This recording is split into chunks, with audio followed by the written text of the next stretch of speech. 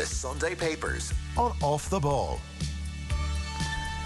Now you're very welcome back to the show. So we're going to pick our way through the Sunday Papers. Very happy to say we have Dr. Katie Liston, Senior Lecturer at Ulster University with us. We have Rory O'Connor of the Irish Independent as well. The front page as well. I mean, it's tricky for the papers today for obvious reasons. They haven't got the story of the day. Nothing they could do about that. But the Sunday Independent have Kellie Harrington at the top. It's the first day of the rest of her life. Piece inside page 19. There's still some good pieces on Kellie Harrington in the papers today, which definitely have a bit of extra resonance after the events of 6 a.m. this morning. So the front page of the Sunday Independent, the picture is of Aaron Gillane for Limerick yesterday, scoring the only goal in his side's 11-point win over Waterford. Who's next? Ruthless Limerick march on is the headline. Beneath that, Gatlin's future grim as Lions lose. That's Warren Gatlin's future. The grim part they're talking, by the way, is just the immediate future as opposed to anything more damaging. So he was just chatting and they were asking him what's next, and he says, well, I have a long flight home and then 14 days isolation in a hotel. That's the least of what I'm looking forward to doing. So you can imagine that is quite tough for Gatlin, and I presume the players as well, if Gatlin has to do it. I don't know what the various rules are, but home and then 14 days in a hotel room. That will be a lot of time to think about what went wrong for Warren Gatland. Sunday Mirror Sport then. Treaty back and decider. That's Limerick again. Limerick 125, Waterford 17 points if you missed the scoreline. Obviously it's Kilkenny and Cork today. And then beneath that, Harry Kane talk. Up to you, Harry. Spurs star will have to drive deal if he wants the £100 million plus city move, is the view there in the Sunday Mirror. We have the back page of the Mail on Sunday then.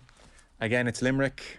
So Garage Hegarty and Keane Lynch posing for a photo. No derailing Limerick as champions cruise past Waterford into final.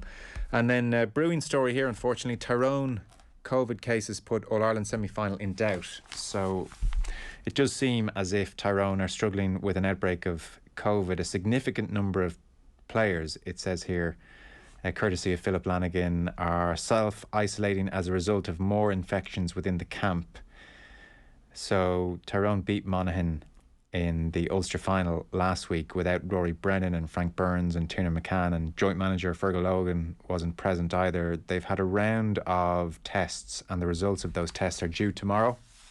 So hopefully there's good news, and there is the possibility, if needs be, of rescheduling the match. The All-Ireland final is on August 29th, so there is a gap week if needs be. So already Saturday, August 21st has been talked about. If the match can't go ahead as planned, that would be the day before the hurling final. So the Tyrone camp struggling with that.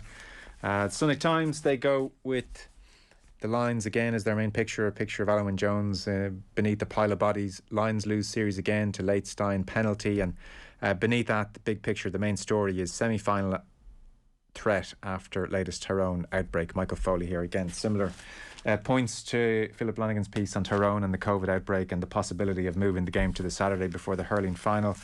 Then we have back page of the Star, and it's Stein in neck for Lions. It's Greal Steele, Jack Grealish making his debut yesterday in the Community Shield.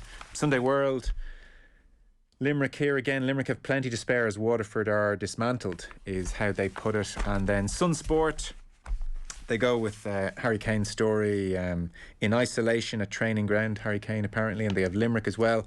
And then at the very top they have Kelly's our hero. And so they write on the back page here, The Sun, by the time you pick up this paper, you will know whether Kellie Harrington has won a gold or silver medal. Sun Sports says it does not matter the colour of the medal because Harrington has secured a unanimous decision from the people of Ireland.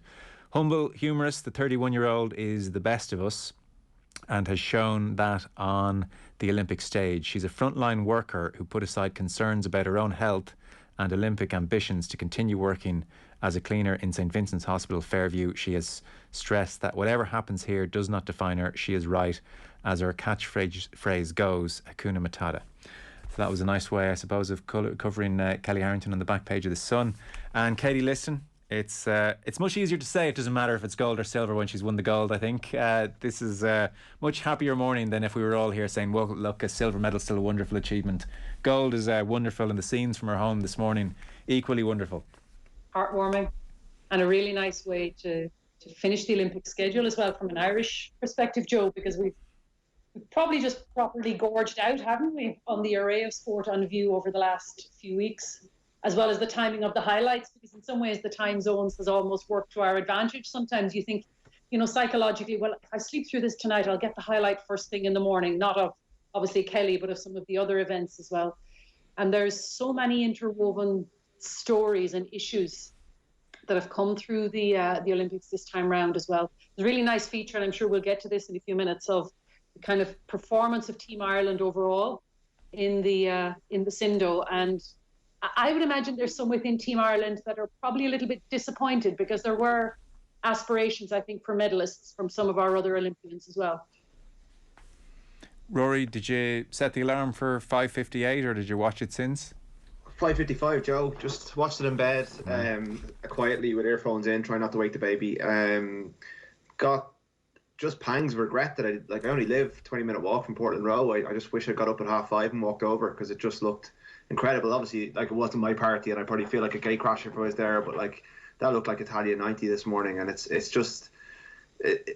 Kellie Harrington just seems like such an authentic person, and it's so rare to hear people with her accent and her brother and her family's accent being talked about so positively in national media, being portrayed so positively. Just seeing their joy and their just that outpouring of emotion this morning. It's just like every time you hear a clip or watch a clip from there or listen to any of them speaking, it just brings a smile to your face. It's just lifted everyone this morning. It's been fantastic. Yeah, I thought one of the more incredible scenes, Katie, was when the verdict was in and it was positive and they cut to the street, and I likened it to like the Black Friday sales in the US, where they open the doors and the crowd all run in en masse. So everybody running up from the big screen up to the Harrington house, and then the Harringtons opening the door at the same time, and Dad trying to get the champagne open, and I think one brother has Yvonne, the mother, on his back, and the others jumping up and down, and you could see like the closeness, like, good friends over the years suddenly greeting each other, and it was just the most beautiful, emotional, powerful few moments. And there are those ephemeral moments in sport, Joe, because it allows us all to have an anchor of meaning, I suppose, and a sense of heimat almost, where we experience our own villages or even smaller local communities like Portland Row and the towns and cities. We experience them with the people that we know, and sometimes it can be that buffer against the broader social, economic and political forces at work, and that was certainly the case. And I think all of us wish we had some direct connection to Portland Row today, and I guess the collective support and sense of happiness on the part of Kellie Harrington, because it's been a long shift for her. I heard some of the interview you had earlier with her brother, and she talks about it a bit more in Tommy Conlon's piece as well today in the Sunday Independent. So it's been a tough and a rewarding, thankfully, for her outcome. Yes, well, if you have that close to hand, you could maybe elaborate on that, because the papers have done their best here, and this was a success story either way, so they could write the Harrington pieces, whether it was gold or silver. So a lot of the pieces still stand up. So what was in Tommy's piece? So Tommy's on page 19 of the Sunday Independent Sport, and like some of the other writers you've mentioned, Joe, he was anticipating whether it was going to be gold or silver, so we could read this, I think, with a sense of relief no matter what. But he does talk about the extent to which high-end sport almost demands of its practitioners that their connections with community are compromised, if not severed, and severed. And that's why this particular medal stands out, I guess, for the authenticity that Rory's just mentioned. But as you go through the piece, you do get a real sense, and he brings it to life, the contrast and the demands that there are in order to achieve this in many ways. So he goes on to talk about the background and the ways in which Kellie was running out of options. She was a drifting teenager before she discovered boxing, or as he puts it, before boxing discovered her. And in classic style, sport offered her an alternative to the wrong pathway in life, which was apparently beckoning. And then he goes on a little bit to talk about the performance of boxing, which is of course, the ribbon sport in many ways for Irish Olympics. And as you've mentioned earlier, the fact that 60 kilograms was an Olympic weight, and Katie Taylor was queen of that division. So when Taylor turned pro after the Rio Olympics in 2016, it left a vacancy that Harrington subsequently occupied. And she says herself, and this is Tommy quoting her, "I've been living in the shadows of a fantastic athlete in Katie Taylor. Like it's hard when you're living in the shadow of someone. You can imagine how sick you're going to get of doing that. But whereas Taylor conquered her sport as if it were her manifest destiny, Harrington struggled to square her success with her self-image. And I think there is still a sense in the really authentic interviews she gives of still being almost disbelieving of what she's managed to achieve.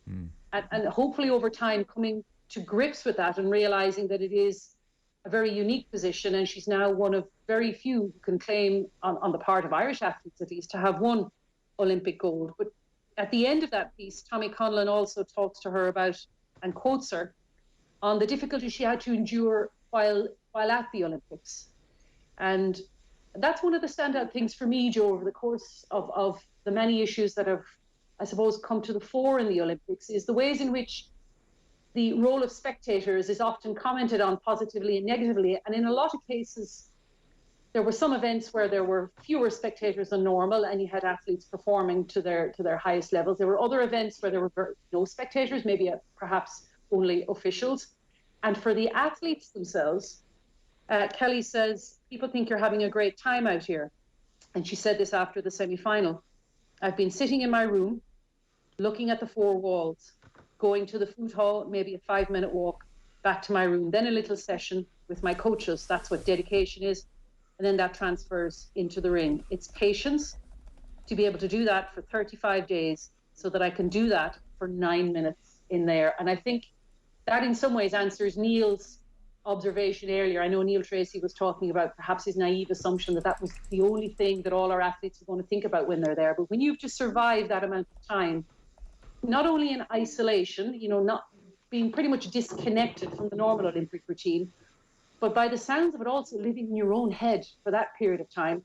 And for Kellie working her way through and trying to take it one step at a time, that has also been, I think, a very notable psychological achievement on her part, because she's still quite disbelieving of what she's managed to achieve herself. And it's very endearing, I think. Yeah, couldn't agree more. And Tommy says she's struggled to square her success with her self-image. And he has that quote that she gave in an interview just the other day. She says, sometimes I think I'm lucky. And then it's like CBT happening before her eyes, because then she rationalises with herself.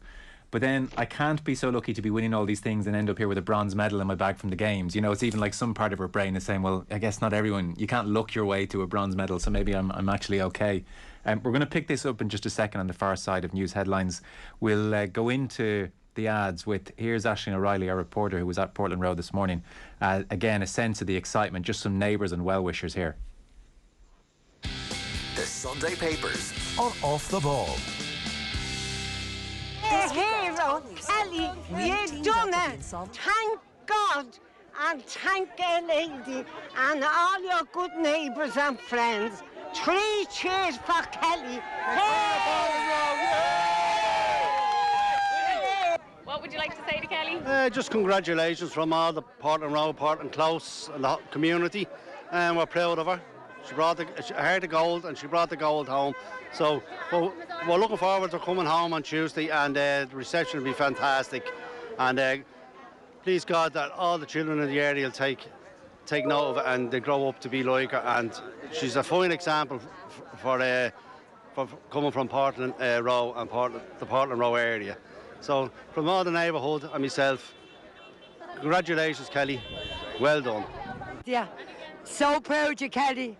Literally so proud of you, honey. From all the Portland Road, we all love you. What does it mean to everybody here today? Ecstatic. There's no feeling in the world like it. Have you ever seen scenes like this here? No, never. Brilliant. Yeah. She's a gem. She's one of a kind. She's a gem. And during lockdown, we've seen her out doing all the exercise and all. Yeah, everything. Running up and down and all the kids, everything. She's brilliant. I have to tell you, I went to Mass yesterday evening and I asked Jesus to keep giving her that strength, because we knew she had a win and we knew she would have. But you always have to have that little book. And I'm after crying down there watching her. I'm after crying. And what would you like to say to Kellie? Fair play to you, honey. Oh, You've done a great job, and you're proud. Portland Road is proud of you. You're one of us. And always will be. Yes. The Sunday Papers on Off the Ball. This weekend on News Talk, we've teamed up with the Insolvency Service of Ireland to offer insight and advice on debt and financial struggles. Find out how the ISI can help at newstalk.com/tips. Sean, what's that thing going round the garden? That is our new Husqvarna Automower. Automower? Yeah, it's a robotic lawnmower from Husqvarna. Cuts the grass automatically, has GPS tracking and an app. Even works in the rain. I just thought, why spend time cutting grass when I could spend it with the family? Great! You can put the dinner on, so... No can do, love. Have to paint the man cave. Husqvarna Automower. Never mow again. Learn more at husqvarna.ie. Right now, it's good to keep our distance. And we all want to get back to nature. The trouble is, the popular spots are, well, popular. But as we crisscross the country, the answer could be right under our noses. Ireland's inland waterways, from Enniskillen to Killaloe and Coleraine to Carlow. There's fishing, boating, cycling, walking and a whole lot more. Waterways Ireland, over 1,000 kilometres of unexplored outdoors. Discover what you can do at waterwaysireland.org. Mum, why do they call it Scottish cheese? It's cottage cheese, and I'm not sure. Do dogs in other countries speak different languages? I think so. When will we get there? Well, we've got to fix the car first, but there's someone coming to help us. Is it the man from Geneva? Not Geneva. He's from Aviva. Oh, there's the van now. For car insurance with breakdown rescue, it takes Aviva. Visit aviva.ie to save 21%. Acceptance criteria, terms and conditions apply. Minimum premium of €280. 21% discount applies to new policies bought online. See aviva.ie for details. Car insurance is underwritten by Aviva Insurance Ireland DAC. Aviva Direct Ireland Limited is regulated by the Central Bank of Ireland. At Maxi Zoo this August, save 30% on gourmet gold cat food. 8 by 85 gram. Was from $5.69, now from just $3.98. Get this and other fantastic offers in your local Maxi Zoo store. Find yours on maxizoo.ie. Maxi Zoo, Ireland's largest pet retailer. Ireland is moving cautiously through our recovery plan. The Delta variant continues to be a risk. But by working together to stick to the basics, we can help to slow its spread. Choose outdoors, even if an indoor option is available. If inside, make sure it is well ventilated and avoid crowded spaces.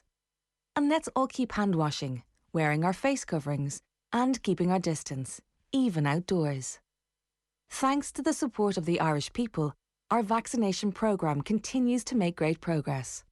And now, anyone aged 16 and over can register for a vaccine. The Economic Recovery Plan is helping people get back to work and supporting businesses. So let's protect this progress. For full details, go to gov.ie/recovery.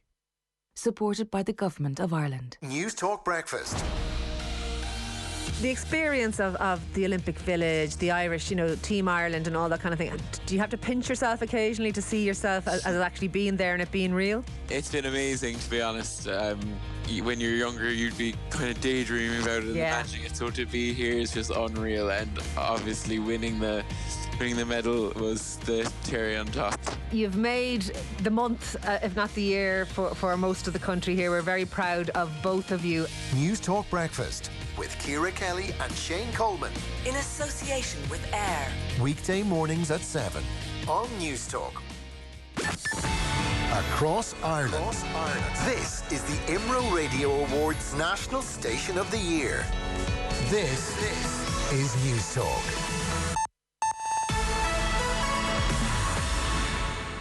It's 2 o'clock. Good afternoon. I'm Adrian Harmon.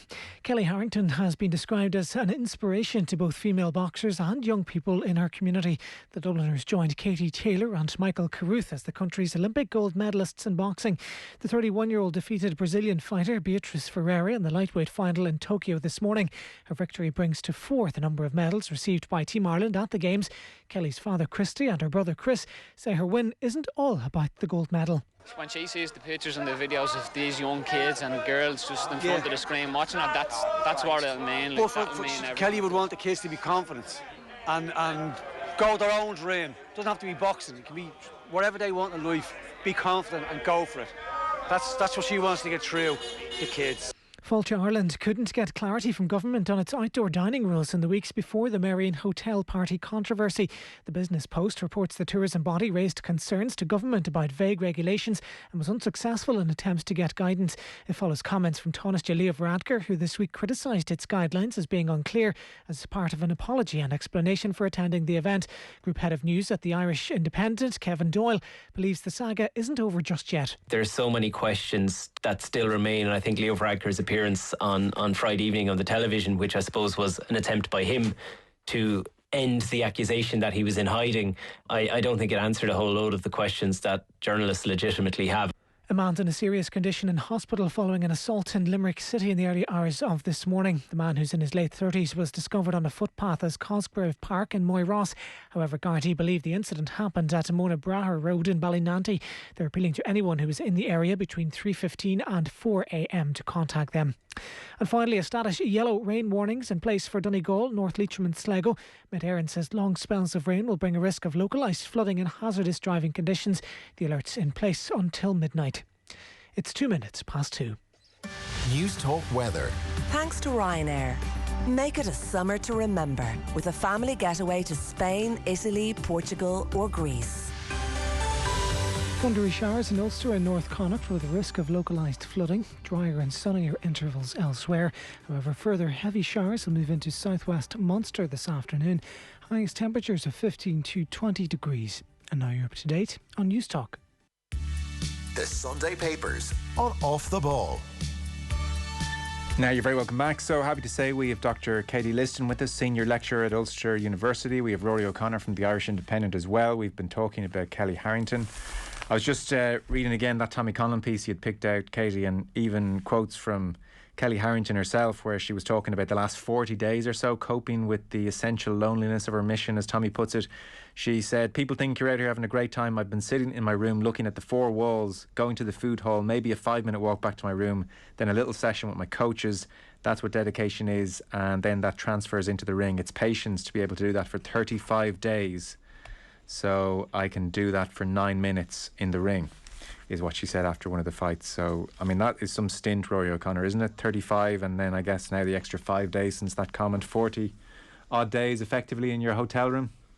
Yeah, it's a long time to be living in your own head, and with the, I know she seems to be able to shut it out and kind of has been able, you know, even I think her parents have said, you know, they've heard very little from her directly, that they're kind of content to leave her be and to do her work and to focus on her fights. But you know, I think, you know, it'd be hard not to have an idea of how much it means to the people back home and to let that seep into your mind. So it just shows how mentally strong she is. And the piece I've kind of gone back to today, I think the piece that brought me awareness of Kellie Harrington was one Johnny Waterston wrote in the Irish Times in 2019, in February 2019, that they've actually republished on their website this morning.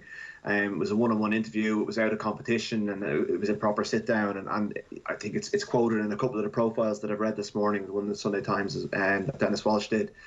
And it's just really, like, she's just so open and so revealing and talks with such clarity about her own kind of journey from leaving school at 14 and just finding that school wasn't the place for her. And, you know, like, she would have been written off at that point by people who knew her and people who, you know, as someone who wasn't going to make it. And she comes from an area that's written off by society. And yet, you know, she turned around through boxing. She joined the army and she walked away 4 months in because she just didn't like it.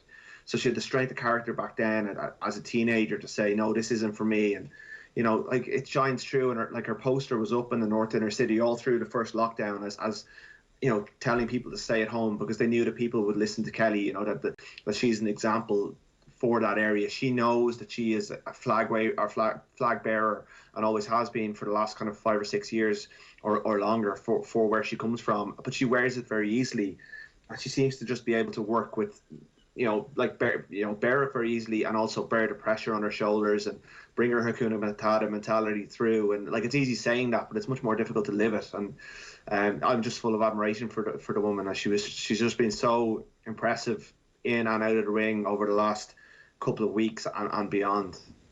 I also think, Katie, there's this slightly odd phenomenon, and it applied to Katie Taylor in 2012 as well, whereby people know of Kellie Harrington and have done for some time, and she was a world champion in 2018, and they see her on the Late Late Show or see her with Tommy Tiernan, or she's been on this show numerous times or various other shows a lot of the time as well. I suspect 90% of the watching audience over the past couple of weeks were seeing her fight for the first time. Her fights are never on. And I also suspect her life is about to change in ways she cannot predict because of that. I mean, in that Tommy Conlon piece, she talks about the importance of needing to escape the tunnel of full-time training.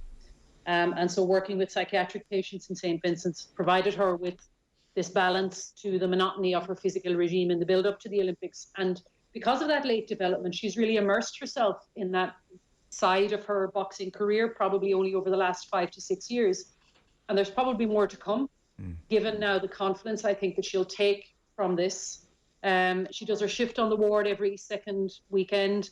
And I get the sense reading between the lines of that kind of discussion that not only is she balanced, as Rory has said, but I think she recognises she needs that balance. And that's going to be even more important to her now going forward, because those who achieve Olympic gold medals, their lives can change, as I say, in ways that we can't quite anticipate. Yeah, on the late development, Dennis Walsh has a piece in the Sunday Times this time, and he was harking back to really, it's only 2016 when Harrington was funded properly. She arrived at the World Championships in Kazakhstan. On the way, she had to cut back, in the build-up to it rather, she had to cut back her working hours so she could devote more time to training, getting by on a social welfare check. She put together a little war chest to bring with her to Kazakhstan. When she could not stomach the food in the hotel, she blew the kitty on grub. And then she only received a Sport Ireland grant the following year, and then she won gold the year after that in 2018 at the World Championships. So, it's not like sponsorship has come her way all that easily either. So it really has been kind of a late blooming. Just to segue away from Harrington for a second and to the architecture around her, we all know about Zaur, and that's all. Zaur is all we ever refer to him as. Zaur Antia, his full name obviously. So the man behind the medals is Sean McGoldrick here in the Sunday Independent. I thought this was a brilliant piece, and like Zaur's roll of honour is there, and it's Kenneth Egan, it's Darren Sutherland, it's Paddy Barnes. In London it was Katie Taylor, John Joe Nevin, Paddy Barnes, Michael Conlon, and now Tokyo, Aidan Walsh and Kellie Harrington obviously. And so Sean charts Zaur's arrival. I hadn't been fully, I don't know why, I had not come across the details of how they found him in the first place. And it's a fascinating piece by Sean McGoldrick. Gary Keegan, as we know, huge figure in Irish sport, sets up the high performance unit from about 2003, and he had it in his head that certainly a Russian trainer or former Soviet Union trainer would have been the way to go. And Europe had become very difficult. The Soviet Union had broken up, which meant suddenly all of these various states had brilliant boxers, and it was making life very difficult for the Irish boxers, is what somebody said here. And we needed to learn all we could in Europe and become competitive again against European opponents. And Sean McGoldrick says here, it was a simple case of serendipity which brought Antia to Ireland. It was in the spring of '03. Cork businessman Dan O'Connell, who's also an international boxing official, he was friends with a boxing referee in Georgia. The referee had invited him over to help train local referees. And so what Dan O'Connell says was, I noticed a coach working with a group of boxers in the other half of the gym. The guy just caught my attention. I didn't know how to explain it. It's a bit like seeing a golfer swing a club. There was just something there. I remember thinking, that guy looks good. And so they sounded out Antia, and he said, yeah, maybe I might think about going to Ireland. Gary Keegan did his own research, and he was blown away by what he found out about Zaur. So he said, Zaur was phenomenally successful, phenomenally entrepreneurial, a phenomenal relationship builder, and very creative. This was very obvious because he had more boxers in the old Soviet Union teams than any of the republics other than Russia. There was the language issue, he says, but that was counterbalanced by other factors. And Darren O'Neill is later quoted saying Zaur couldn't speak English, but he could speak boxing. And so Antia had an 8-year-old daughter, a 4-year-old son. His wife, Nona, expected his stay in Ireland would be relatively short. Within 2 years, the entire family moved to Ireland. Their third child, George, was born here. All are now Irish citizens. And Kenneth Egan tells a great story about how Kenneth thought he was an 8 out of 10 boxer, and Zaur told him he was at a 2 and couldn't believe that he only trained twice a week and whipped everybody into shape. So, like the Zaur Antia story, here he is. When did he come over? I guess shortly after '03. And here he is effectively 18 years later and has just quietly gone about his business. Like, we don't, Rory, hear of Zaur except for mainly the Olympics every few years, and he's there in the corner. And like, it turns out he was pretty much the best operator in the Soviet Union, and somehow we nabbed him, and it was courtesy of serendipity as much as anything. Yeah, there's a touch of the Stephen Cluxton man of mystery kind of thing, isn't it? The man in the background who doesn't really give that many interviews and doesn't speak English that well, and he's just there. He's this kind of figure who's in the background of all these champion fighters that we've watched every 4 to 5 years, depending on whether the Olympics is delayed or not, over the last couple of cycles. But I you would have presumed he would have been quite burnt by the Billy Walsh affair, by Rio. That's touched on with Sean McGoldrick's piece, and he's stuck with it. He stayed true to this. Amidst all of the controversy that reigns around boxing behind the scenes, losing fighters to the professional game, and in the wake of Rio, and building a new team, and all of that as well. Like it's a very impressive CV that he's got, like, to put it mildly, and it's a really interesting story. And you've kind of gone through the highlights there, but it's even the fact that he had this really impressive manifesto, but it was all in Georgian, so no one could understand it. To break down that boundary and to come over at that stage of his career to a whole new country and make it his home, it's a lovely story, and it's a real success story. And he's clearly got some magic that all of these fighters keep buying into, and like, he's like the boxing whisperer, isn't he? He's got this touch, this common touch, that even when he maybe can't communicate it in the words, he's able to get his message across. Yeah. Zaur couldn't speak English, but he could speak boxing. Katie. Yeah, and where I am, there is victory. This is the one sentence he learned in English when he had to stand in front of the interview board, and how right it was. That piece, actually, for me, what stands out for me about that piece is the nuances of the movement of sporting talent around the world, Joe, as part of this kind of almost global sporting arms race, because all the nations are vying for medals on the podium, and with that comes the movement of talent, but crucially coaching talent as well. And I think what's striking about this case is the extent to which the high performance unit have not only managed to attract the talents of a clearly phenomenally successful coach, but he's brought with him a set of skills and a toolkit that has allowed him to adapt his knowledge to the cultural nuances of boxing in Ireland. And that's what's made it successful, because there's been a lot of other cases where you get the sporting coaching talent parachuting in their ideas into a new environment, but those ideas don't quite work in that environment because they haven't been able to blend them. And the very fact that his family is now settled here, that their family, that the child George is born and all are now Irish citizens, that undoubtedly has paid into the longevity with which he's now in Ireland and to the success he's managed to achieve. And the other thing that stands out, and he hasn't made very many public statements, as you say, but in passing, he has said in Tokyo that the 9 medals that he's associated with should be 11. So he's held on to that hurt from Rio. He's held on to what happened with Michael Conlon, but also what happened with Katie Taylor. And he's managed to, use that as a motivation for himself as well. You can think about the motivation he's required over that period of time not to mind the boxers themselves. Yeah, well, listen, hopefully nobody outside of this country reads that piece, because people will come for Zaur when they start to realise just how impressive this guy is. Before we leave the Olympics then, Katie, I know you'd picked out a few different pieces. There was like Eamon Sweeney taking a bigger picture view of things, and then there was Declan Lynch in the main section of the Sunday Independent, and Shane Ross, I think, writing a piece he probably just thoroughly enjoyed. It struck me as one of these pieces he kind of hammered out in half an hour, that way, with his a big smile on his face where he's... I think so. Yeah, so what do you want to focus on here before we move on elsewhere? I mean, for anybody maybe if they've been, asleep for the last 3 weeks and knows nothing about the Olympics in Ireland, which is unlikely, but there might be one or two. Eamon Sweeney does a nice kind of overview on page 16 and 17 of the Sunday Independent Sport. Declan Lynch takes a bit more of a realistic view, and this is in page 24 of the main paper, and he asks about the extent to which the improved performances might be attributed not only to the Tokyo track, and he gives us a nice explanation of why many people are talking about that track being fast-tracked, and also equally of the analysis of the running shoes that are now super light shoes that contain a rigid plate and unique foam and so on. So he takes brings us back to earth, I think, to ask, a bit more challenging. I have to say, I would tend to agree with them, Katie. I mean, we're still dealing with the fallout of London. I mean, we're still not 10 years from London where all those samples can be tested, and we still have medals being handed out and people upgraded with failed tests. And I mean, I take the point on the shoe technology and the fast track, but I mean, let's be honest, the Olympics here has a reputation, and I doubt it's suddenly come good in the last couple of years. I mean, I think Lynch's scepticism will probably prove to be well founded over the next couple of years.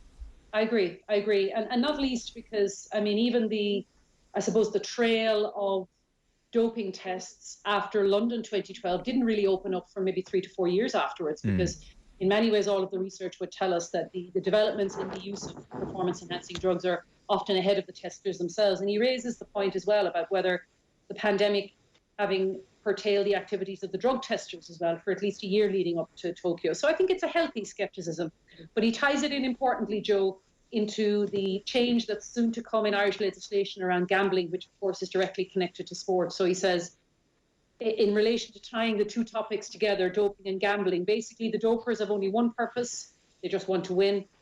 But there are gambling syndicates and other bad actors who can play with a myriad of propositions and make them happen.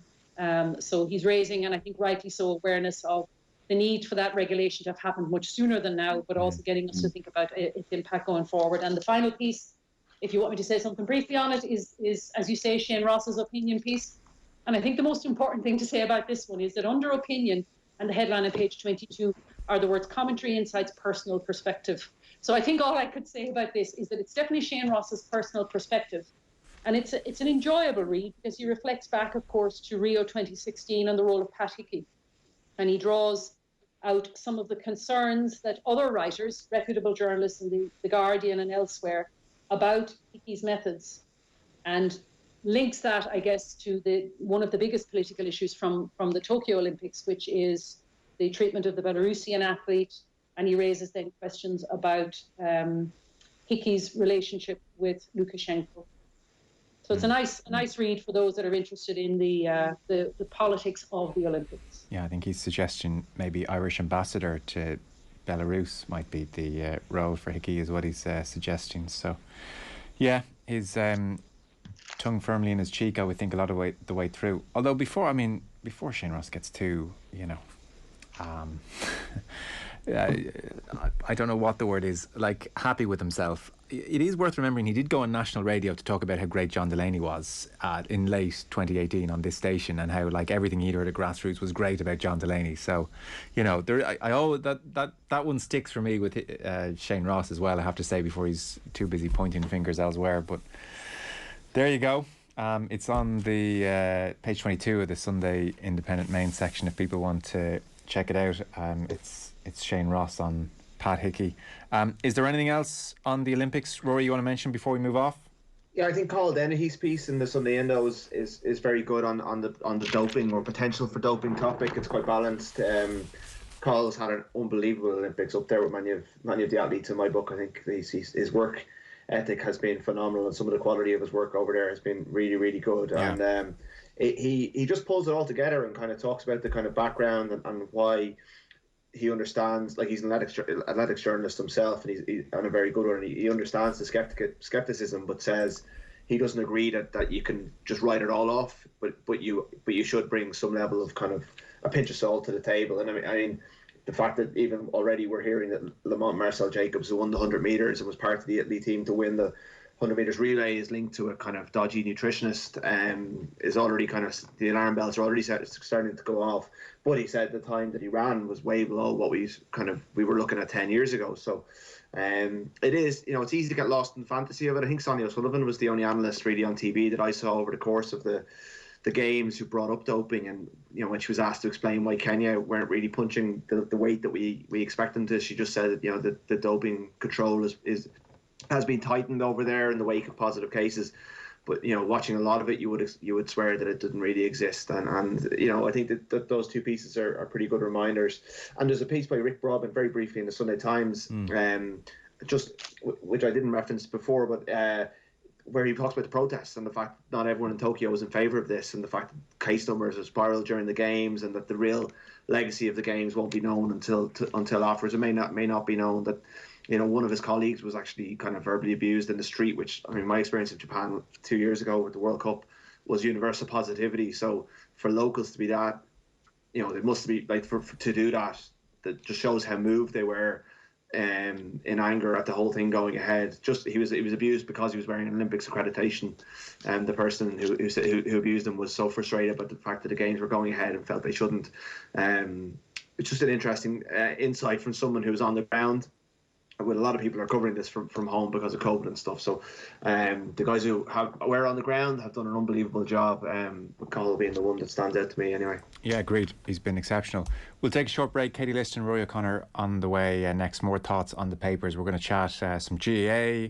We'll talk hurling. There's Premier League previews, which are pretty interesting, and coverage of the Lions next. I mean, the Lions obviously went close, but not close enough. Once again, Morné Steyn kicking the winning penalty for South Africa. So we'll see what the Lions coverage is like today next. The Sunday Papers on Off the Ball. Debt and financial struggles aren't something we usually like to talk about, but there's often a manageable solution.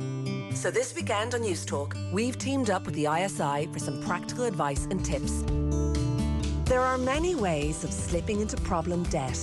The most common triggers are job loss, illness or inability to work, failure of a business and separation or divorce.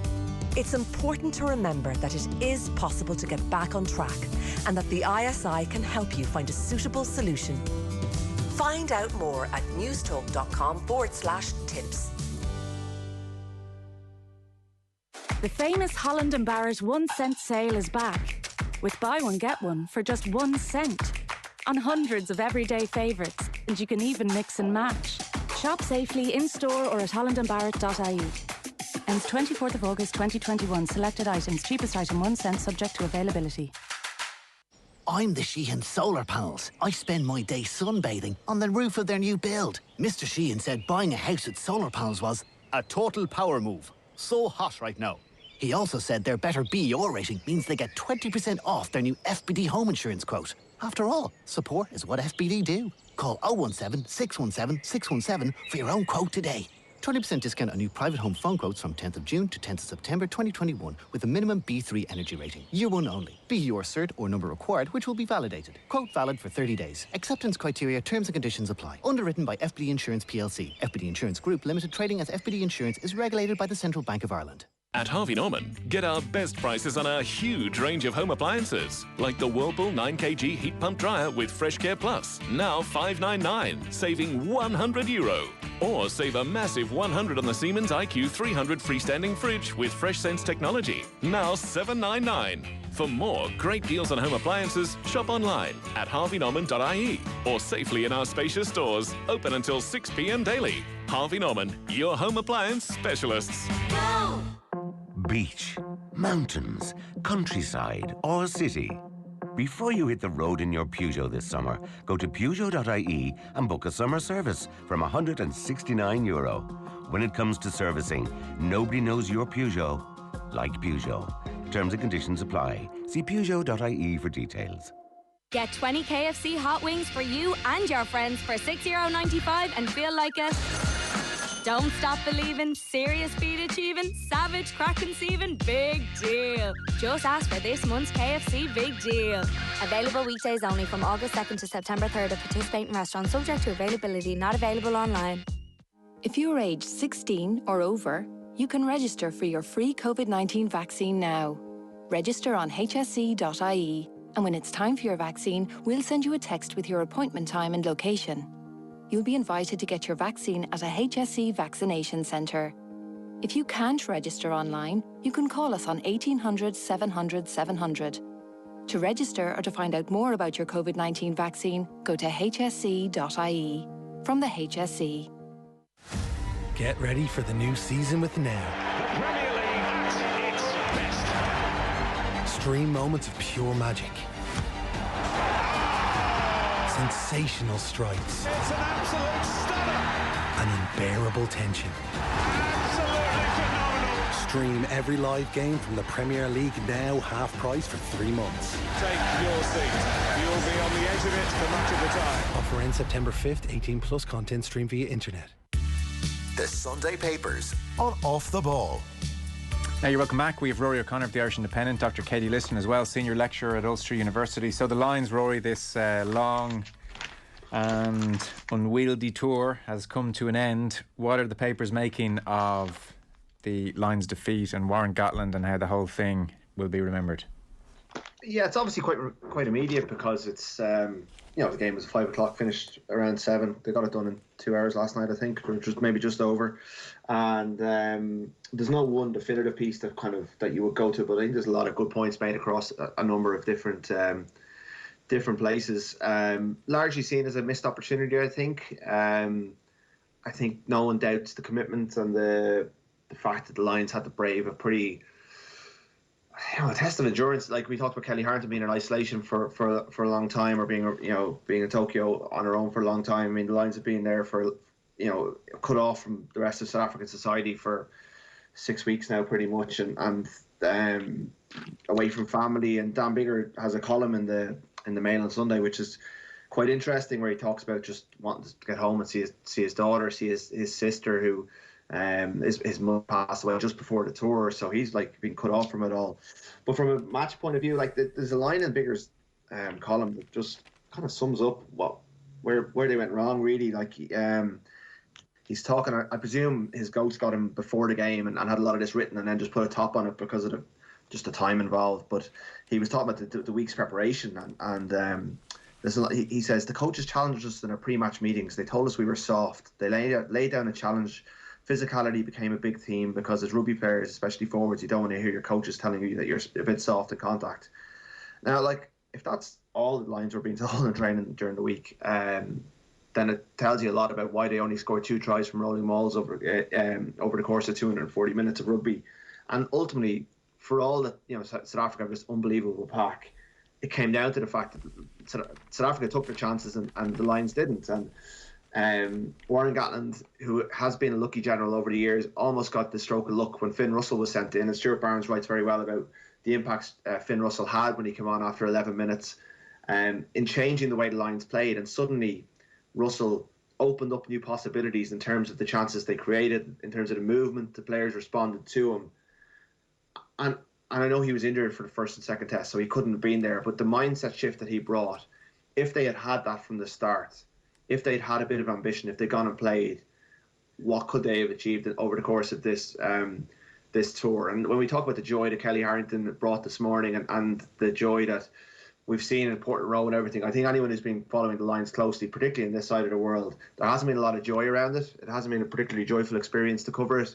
It's been pretty sour and pretty turgid. Maybe it's South Africa, they're celebrating as if they've won the World Cup all over again. They did seem pretty happy about it, but it hasn't been the event I think rugby needed or rugby would have hoped for, and it's left a bit of a sour taste in the mouth, albeit South Africa deserved their win, and at least it was won by that one moment of magic by Cheslin Colby last night. Well, I know, if there hadn't been that moment of magic, you wonder what you could remember from these matches. So the headline on Brendan Fanning's piece is "Poisonous Series ends on a high note for South Africa," though he says at least this was a match worth watching, and it was definitely an improvement. This match, he says of South Africa, certainly the Boks are mostly dull and brutish, but they have top-notch skills that can run through phases playing with width when the mood takes them. The pity is for the game and its spectators, the mood doesn't wash over them very often. Bernard Jackman is certainly critical-ish, I would say, of Gatland and the job the coaching ticket did. Talks about the original squad selection and the absence of Henry Slade or Gary Ringrose or Johnny Sexton that affected the ability to get the ball wide and outside that hinge defence that shut the Lions down so effectively. The back three selection in the second test was costly, and he says the Lions only scored, as you said, Rory, 2 tries in the 3 test matches, both with 5-metre line-out drives. Yesterday, despite an improved attack, the Boks defence still relatively comfortable. Ian McGeechan in the Telegraph, over on the next page as well in the Sunday Independent, the headline there is "Opportunity knocked, but tourists turned a deaf ear." And effectively, I mean, he's talking about the Finn Russell thing as well. For large periods of the match, the Lions played with dynamism, ambition and front foot momentum, which made me wonder what could have been had they found that formula early on. And that's probably the big critique, I would think, Katie, across the various pages, is that Gatland went out with this incredibly conservative game plan. They were almost South Africa light. It didn't really work. They got away with it in the first test. You suspect South African fitness was an issue. And more by accident than design, the fact that Dan Biggar had to go off injured and Finn Russell was thrown on after 12 minutes, we saw actually that the Lions could have played so much more rugby in this game and it would have been more effective. And that's the big charge really against Gatland in all the papers today, I think. Yeah, it's kind of the sense of a little bit more freedom that came when Finn Russell was brought onto the pitch. I think on page 11 as well, Bernard Jacklin says the big winners from this tour from an Irish point of view were Jack Conan, Tadhg Furlong and Robbie Henshaw, who could easily be player of the series. And I mean, from the Irish perspective, Mick Galway, I think, if I remember correctly, I think this is in the Sunday World, also questions the exclusion of Johnny Sexton and goes a step further because he cites Gatland, who's, I think, originally had said, well, you know, Johnny Sexton mightn't last 3 games or wouldn't necessarily be able to cope with 3 games in a row. And Galway asked the question, well, did he need to play in 3 games in a row? And certainly maybe the forced inclusion of Finn Russell does get us to think about the ways in which Gatland had planned for any rotation or not, as the case may be, of that out half position, and where indeed, if he saw Johnny Sexton as part of that package moving forward. It also points, I think, to the very fine margins. I mean, there's also a criticism. McGeechan is one of them, talking about that crucial 2-on-1 when Williams had the potential to I suppose take advantage of the overlap and get the Lions on the front foot, which would have meant that at one stage in the game they could have been, what was it, almost 17-3 up at that stage had they taken some of the points that were available to them. And there's also certain questions about Alan Wynne-Jones continually going for the line with some of those kickable points. McGeechan talks the extent to which, you know, get the points on the scoreboard and build a momentum and go from there. Ultimately, he comes down on the side of saying the Lions fell short, they'll never get a better opportunity because creating chances is just half the job, you also have to finish them. Yeah. And he says this will sting for the next 12 years. Yeah, I think McGeechan on the decision to kick, they turned down 3 kicks at goal in the first half, and he's quite nuanced and teases out quite well in that, well, the first time they did it, they scored a try from it, so then you sort of have to do it the second time to see if your maul works again. But when that didn't work and you get the 3rd kick, that's where you have to take the points, and that's the ebb and flow of Test match, I suppose. I mean, I was quite thankful, Rory, for Conor Murray, that after turning down the points with 10 minutes to go and ultimately not scoring a try, Mako Vunipola held up and then South Africa won a scrum penalty. I was quite thankful for his sake that the Lions did get level then on the scoreboard, so at least it's not a massive fallout today about Conor Murray, inexperienced captain, and turned down the points. It's probably still a question mark, but at least it's not that was the only chance they had to get level. Well, I was in New Zealand 4 years ago when they drew the series, and I mean that didn't satisfy anyone. It was you don't go on a Lions tour to draw, and you know whereas Mornay Stein was being given the kicking tee to go and win it. If Conor Murray had handed the kicking tee to Finn Russell at that moment, that was to level it up. Whereas he had a chance to go and put them 4 points, you know, in theory to go to the corner and try and put them four points up. And I think you back the bravery of that call. You can't criticise the conservative level of play and then, you know, criticise them then for being brave at the times as well. You know, I would back the players in that regard, and I think Gatland did. Like, it was risky and it didn't come off. But you know, we should applaud players, I think, for taking risks. And I mean, there was enough time on the clock for them to go and get the next kick, and you know. And they did, and it went. And even they conceded that penalty. Robbie Henshaw goes up and wins that last kickoff unbelievably well. I mean, if they had won, the things that will be written about him today's paper, like he almost single-handedly, maybe with help from Maro Toji, kept them in the game. And they get that scrum penalty, and then the pitch gives way underneath Mako Vunipola's legs, and he gives a penalty away. I mean, Katie mentioned margins. That's incredible, you know. And I haven't seen a view of that scrum penalty yet from the side where it was actually given. You just have to trust the officials and get on with it. There's not enough going around at the moment, but it was an incredible drama. And I'm sure the tenor and tone of a lot of the coverage would be very different this morning had they got that. And it would have been interesting if they had won the scrum penalty, if it had been Steve, or who was it, Nakayane's, whose feet had gone from under him and the penalty being given, and it's 3 points and you're in injury time. Do you kick it or do you go to the corner? Do you draw the series like you did 4 years ago and we get all these weird quotes about kissing your sister, or do we go and try and win it and, you know, go death to glory? That's an intangible. I'd love to, you know, if we get Conor Murray at some stage off the record, I'd love to ask him what he would have thought, because that's a really difficult decision. Because as I said at the start, like 2017 satisfied nobody, and they didn't put in place extra time or any sort of way deciding it. It was going to be a shared series again.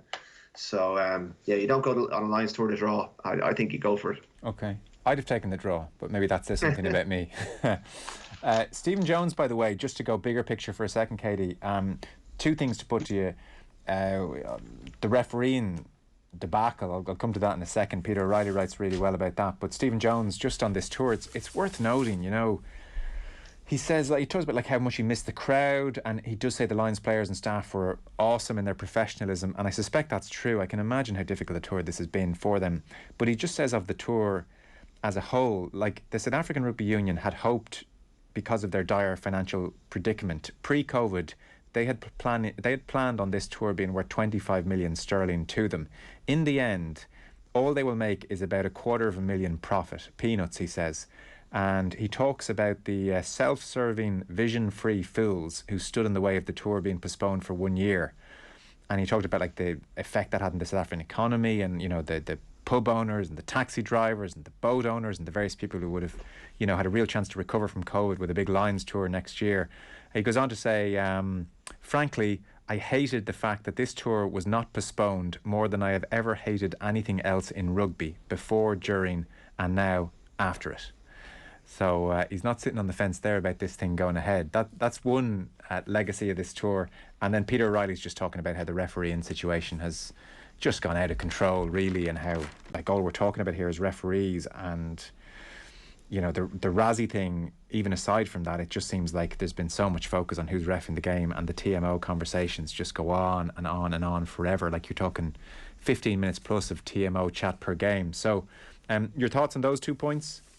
I suppose what I was thinking in the background was, rightly so, from the perspective of us reading our papers today, the focus is on what the Lions missed or could have done. But from the other perspective, and Brendan Fanning mentions this in passing in his piece in the Sindo as well, that we have to remember where South Africa have come from. And in a sense, the commercial juggernaut that's required to support high-end performance rugby was probably going to be a source of resistance to rescheduling the Lions tour. And I guess that's maybe where Stephen Jones is coming from, Joe. And Brendan Fanning talked about the hours that South Africa put in together over the last few years, of course, culminating in the Rugby World Cup, and then defending almost that reputation for the Lions tour and their belief in the system. And Erasmus has been absolutely critical to that as well. I guess there's a case to be said that he's used certainly the participatory forms of social media to as much of his advantage as he could within the rules, quote unquote, and that has led to much of focus obviously on the officials as well. But broadly speaking, on the field of play, I think you would have to say that there weren't too many decisions where we would have felt we were robbed, quote unquote. And I agree with you that had everybody come to the end of this and it potentially could have been a draw on the third test, there would have been a lot of people, I think, that would have said, well, yeah, on balance, because it wasn't the most exciting or flair-driven form of rugby. But that does draw attention, I think, to the extent to which those commercial imperatives and the bid system that goes on for these big events, the Lions being one and the Olympics, of course, being much bigger again, that you know, you're building for that for maybe 4 years, in the case of the Olympics, 8 and often 12 years now. And the financial impetus that's built into those bids makes it almost impossible to consider rescheduling because of the extent to which that you know, there's so many things that are interwoven into it. Rory O'Connor, I'm not sure which year it was. I do remember leaving Croke Park with my Mayo parents. Needless to say, Mayo had lost in an All-Ireland final, and coming across you, Dublin, all Dublin and happy after one of the finals. So I was curious for your thoughts on Colin O'Rourke's piece here. He's previewing the Mayo-Dublin game. Dreams and reality collide for Mayo. Effectively, he's pretty much saying, look, Dublin are going to win this game. They still have 4 or 5 of the best players in the country, and they'll be really motivated by this challenge. But the way he talks about how Dublin are navigating their way through football at this stage, I'm curious for you as a Dublin fan to get your take. So he says, you know, one of the problems at the moment for most teams against Dublin is they're so good at keeping possession that they might just hold on to the ball in their own half. This is if they get ahead, by the way. Anyway, he says, no matter what rule changes are envisaged, there is nobody who could have foreseen where football has ended up, a sort of bad basketball. He says Dublin have now managed to bore the pants off their own followers. Their style has changed appreciably over the last couple of years, whereas once they were very enjoyable to watch, now there is little excitement. It's a mortal sin for any Dublin player to try and score unless it's a near certainty. 5 or 6 wides is all they ever have, and there's no shooting unless it's within a certain area. Paul Mannion used to kick skyscrapers from the right wing. There now appears to be a complete ban on those attempts. Dublin punch the opposition into their computer and work out how much they want to be ahead at the last water break. They stick on a few points, then they give up attacking, just holding onto the ball. Doesn't sound all that nice to be a Dublin supporter, if that's what you're being subjected to. There is some truth in that, though. I mean, I was watching the Kildare match, obviously. There is a degree of Dublin now just so, I guess, assured in their approach, and there's like a rhythm to how they dismantle opponents. And like when the keep ball starts with 10 minutes to go or 15 minutes to go, you kind of think, okay, we're done here. Yeah, and I have to say I was there last Sunday as a fan, and I didn't enjoy it really, apart from being back in Croke Park, and even that wasn't that comfortable because people were. It was much. I've been to the Aviva for the Bows games, and I've been to Croker for the Dubs, and the Dubs felt much less COVID safe, for want of a better phrase. As people are much closer to you, and it's a much bigger crowd. I think, yeah, Conor Rourke is struggling because I think he wants to say that Dublin are basically gets, I don't know, does he come close enough? But the Dublin are finished. But if you've been saying that the machine that they, that's built around them and the funding and the finances makes everything unfair, it's very hard to admit that suddenly Dublin are vulnerable now, and they don't have the machine. It seems to have stopped working because the bench isn't as strong as it once was. And the real crux, I mean, Dublin's just as well. We have Kellie Harrington, because at the moment our main dilemma is, who do we lose to? Is it Kerry or Mayo? That's the difficult part. Who do we hand this over to? Mark O'Shea has a good line in his intro. He says, how do you know when a great team is at its end? It's easy, really, because you end up attending your own funeral. And he goes back to the 2010 exit to Down for Kerry, and the day they realised that they were gone as a team. And like, that day is coming, I think, for this Dublin team. And like, it was always going to come at some stage. And Cluxton was the final nail in the coffin. And it's just a matter of who knocks them off. Like, who finally realises. And Kildare, I think, had an opportunity last Sunday, and just for whatever reason seemed just determined to keep the score to a certain point rather than go and win the game. Daniel Flynn aside. And O'Rourke's right about the style of play. Like, it's really just uninspiring. It's methodical. It's robotic. Like, Kildare conceded the kickoffs to Comerford, so we gave it to he took the easy option every time, and I can understand that because it was there, and give it to the corner back, and you can negotiate your way through the lines. But Cluxton would have gone for it a few times. He would have just put one up there. They've lost Howard from their half forward line because he's gone back to fill the gaps in the half back line, so that one of their big ball winners is gone. But there's no jeopardy there. There's no chance of breaking it through. And like, they never looked like scoring a goal until the one that was disallowed towards the end.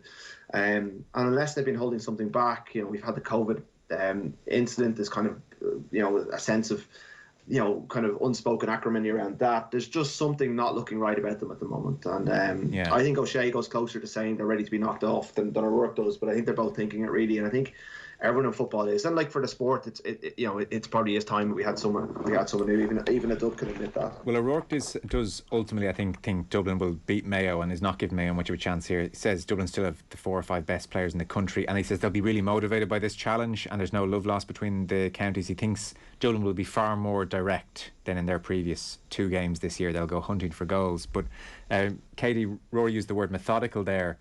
It's funny, I was reading this piece on Dublin, and I guess boring is the blunt word that O'Rourke is kind of avoiding using. And I was just thinking, Barcelona got the same kind of stuff thrown at them, or Spain did a little bit, where they could just almost, with their brilliance, just apply a certain deadness to the games. There was no jeopardy. There was nothing alive about the game.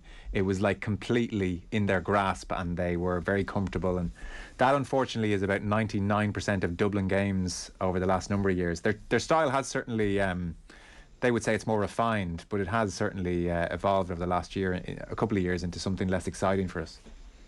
Why would you change something that up to now has been working, broadly speaking, Joe? So, I mean, I would imagine the view from inside the Dublin camp is a little bit more nuanced. Yeah. We're talking here as spectators. I mean, what they're doing is brilliant, and the way they strangled the game against Kildare by keeping the ball, it's exactly the right thing to do. In the same way Barcelona keeping the ball and Spain keeping the ball was exactly the right thing to do. I'm talking solely as spectator here. I think O'Rourke is coming at it from the point of view of spectator. I don't think he's saying it's ineffective. No, and I appreciate what Rory said as well. As a spectator, it would be good to see a change at the top, because it will add a little bit more interest back into the games overall. But Pat Spillane takes a slightly different view, Joe, in the Sunday World. He says he thinks Dublin are coming to the boil before. Right. And he raises the question of whether it'll be the Mayo team that was opened up at will by Galway in the first half of the Connacht final, or whether they will have now developed more of that mental resolve. Because their last championship win over Dublin was in the 2012 All-Ireland semi-final. He says Mayo have the pace, the power, the personal strength to take down Dublin next Saturday evening. But the caveat is they have to play the game on their terms, forcing Dublin to doubt themselves. And what's your sense? By the way, I haven't mentioned your football or rugby credentials, by the way, apologies. So what's your sense of where Dublin are then? It's interesting to see that split opinion with Spillane and, say, O'Shea and O'Rourke. Yeah, I mean, I get the sense that Dublin are going to be able to do more, I think, than they're being given credit for at the moment. Now, when it gets potentially to the cut and chase of this, a Kerry are at the other end. I mean, my footballing credentials have to go that Kerry direction, Joe. And equally, when it comes to the hurling end, and this is going to be confusing to some of the listeners, it goes the Limerick end, because of course I'm born in West Limerick, but I played Gaelic football for Kerry. But I agree with Pat Spillane. I think there's a little bit more in the tank from Dublin, and it is coming to the boil, but it's going to be very much about that context.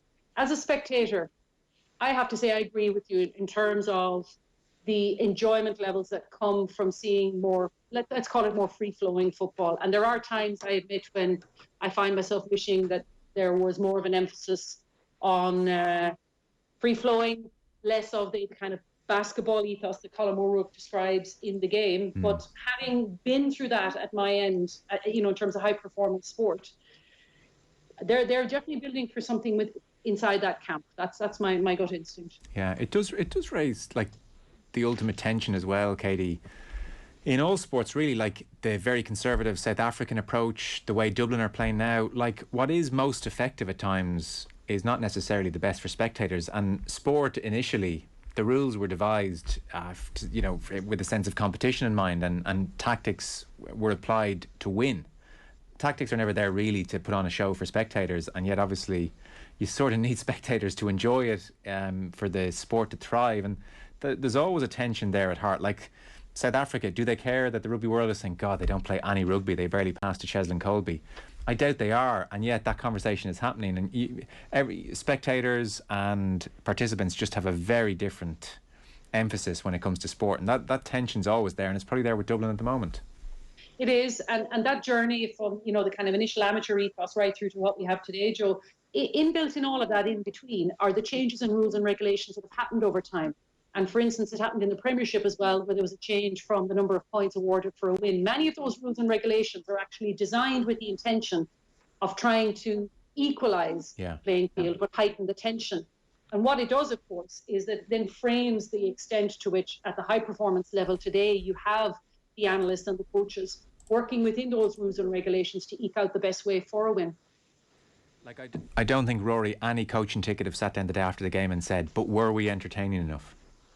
Well, particularly in amateur sport, they've no obligation to. I think in a professional sport like rugby, which not maybe in South Africa, but in many of the countries that it's played, it's not a majority sport. There is an obligation to safeguard your future by entertaining the people who pay your bills. But in Gaelic games, there certainly isn't. I mean, winning the All Ireland is all Desi Farrell is contracted if even he has a physical contract to do so.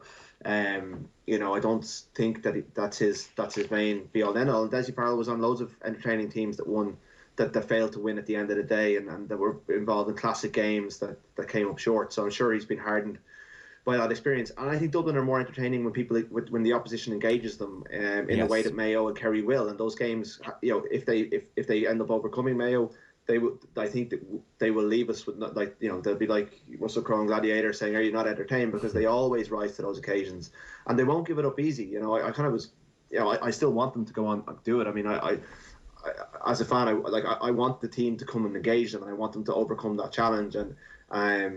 But I do think this is probably the year where it happens. I think this is it'd be classic Mayo to beat Dublin and lose to Kerry in the end, wouldn't it? I mean, to finally get over the hill, only to find the mountain waiting for them. Yeah.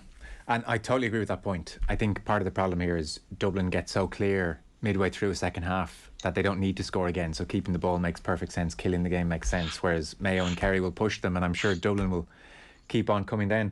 Katie, you picked out, a couple of other GA stories. I didn't get a chance to read these just with Kellie Harrington and everything going on this morning. Is there anything you want to point people towards, rather? Yeah, just very briefly, Joe. There's a really nice feature piece, if you will, on goalkeeping as such. It's almost a double-page feature, but it's one side is, this is the Sunday Times, apologies, David Clark, and then picking up as well on the kind of goalkeeping technique within Monaghan at the moment. It's a really nice reflective piece on his career, and the extent to which he tries to make sense of the fact that he never got that All-Ireland medal. But there's a nice balance in the context of, other things that become more important to him as his career progresses, the extent to which he managed injury, the challenge of never being, I suppose, comfortable or always comfortable as the first choice number one, and what that brought to the coaching and the competitive ethos within Mayo as well. And it's a nice build-up, I think, hopefully from a Mayo perspective, what might be a successful outcome for them. Yeah, I must read that afterwards, David Clark. Is he, how does he reconcile having this amazingly, I suppose, interesting, exciting 20s and 30s and playing with people, who are friends for life, versus not getting over the line? Is he ultimately retiring happy, or does he say it's a massive regret? Yeah, he says it would be nice to know what it would have felt like to win an All-Ireland. You'd feel a bit unfilled, but you can think about it too much too. I'm still happy with what I got out of my career. I had a great time, even outside of football. There were great learnings as a person, but maybe it was the way I was brought up. I always wanted to be known as someone who did things right. And then this is a piece by Christy O'Connor, so it's page 24 and 25 of the Sunday Times. And O'Connor finishes by saying that precious medal was never going to define who Clark was and what he stood for. His splendour was bound up in his brilliance and endurance. His obsessive quest was marked by grace and dignity and perseverance, of never giving up, of never giving in, and that was the real gold. And I think O'Connor is able to conclude that on the basis of having spoken to Clark as well. So I didn't get a strong sense of something lost or a sense of regret, Joe. But you can enjoy the read afterwards. Yeah. Rory, I know you were fully prepared to give out about the lack of acknowledgement of Bohemians in Europe, and then alas, your rant was scuppered. Yeah, no, good piece by Aidan Fitzmaurice on kind of it's nothing too long, but it sums up the week that was. I mean, amidst all of this incredible Irish achievement in global sport, to have Rovers, Bows and Dundalk going unbeaten in the Europa Conference League this week against high calibre opposition, particularly in the case of Bows and Dundalk, it has been just a really, really good week for Irish football. And I'd hoped, I kind of opened the papers more and hoped an expectation that, because of everything that's going on, which I completely understand, that it would be covered, because we're in the middle of basically it's half time in these three legs, and there's a real chance that we'll have three representatives in the final qualifying round in the week after next if they can complete the job. And it's happening behind. I know you had Dan on during the week, and he went through really well, but the Aviva Stadium on Tuesday was truly, truly special. It was just an incredible night to see a young Irish football team to go out and not quite play a team with a budget of 65 million off the park, but to deserve their win was a really stirring thing. Emer Lam was there, the Olympic medalist as well, which was great to see from Cabra. Yeah. I think your Wi-Fi is letting us down. And it sometimes gets forgotten on Sundays, so it is worth a look. Okay, you're back. Perfect. Yeah, I totally agree on what's going on in Irish football right now, Rory. We're potentially here at a tipping point. If we can get Irish clubs winning in Europe and these games at the Aviva Stadium routinely, this thing could really take a quantum leap.